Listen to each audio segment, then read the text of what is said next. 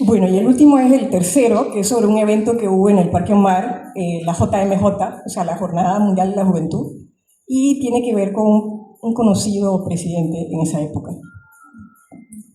El Parque del Perdón. A los sacerdotes Manolo Blanquer y Rómulo Aguilar, que en paz descanse. No juzguéis y no seréis juzgados. No condenéis y no seréis condenados. Perdonad y seréis perdonados. Lucas 6:37, Nuevo Testamento. Muchos años después de que el general Torrijos lograra que el antiguo Club de Golf de San Francisco de la Caleta se convirtiera en un parque público, una mañana de finales de enero, ya en el siglo XXI, apareció un campo del parque sembrado de confesionarios, al que llamaron el Parque del Perdón. El presidente de Panamá, devoto cristiano, del que se rumoreaba que pertenecía a una famosa secta ultracatólica, o sea, el Opus Dei, ella no lo pone porque es muy discreta, pero ustedes lo saben, el Opus Dei, pertenecía a una famosa secta católica, había dedicado buena parte de su mandato y energía política a promover su proyecto personal de traer al Papa a su país, en un evento que se conoció como la Jornada Mundial de la Juventud, del cual formaba parte el Parque del Perdón. Todo había comenzado mucho antes, cuando el presidente J.C. Levara, claro que la autora cambia el nombre, es Varela, hace un anágrama con las letras, porque se trata de Varela, pero yo leeré como ordena la autora Levara. Bien.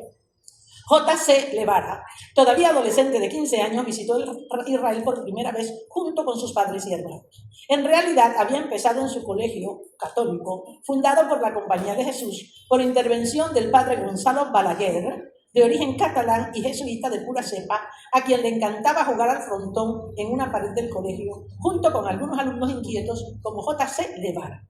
Durante una de esas sesiones de camaradería deportiva, el padre Gonzalo convenció a J.C. Levara de que conociera Israel. Ya lo veía encaminado a un fuerte compromiso católico que seguro que le iba a traer muchos éxitos en su vida, sin olvidar que las iniciales de sus dos nombres, J.C., coincidían con las de Jesucristo. Como el padre Gonzalo había viajado muchas veces a Israel, antes de que lo trasladaran a Panamá, conocía a la perfección ese país y casi todos los rincones que se describían en la Biblia. J.C. Levara quedó fascinado con la idea del viaje y con su ya precoz talento de vendedor estrella, convenció a toda la familia de que ese viaje era algo que necesitaban. Un peregrinaje religioso único, que si lo hacían en familia, iba a lograr aún más trascendencia. Y si además el padre Gonzalo iba a hacer su guía exclusiva, no podían tener mayor suerte. Su familia, gracias a su exitoso negocio de bebidas alcohólicas, que se vendían en grandes cantidades en casi todas las cantinas, supermercados, restaurantes y bares, tanto del interior como de la capital, poseía fortuna suficiente para costearle los gastos del viaje al padre Gonzalo. Cuando J.C. Levara y su familia aterrizaron por fin en el aeropuerto Ben Gurión de Tel Aviv, después de pasar el más estricto control de seguridad debido a las entonces tensiones políticas de alto voltaje con Egipto, la bocanada de aire seco caliente al salir del aeropuerto le provocó una sensación de euforia, como si estuviera a punto de revivir una vida anterior de discípulo de Jesucristo.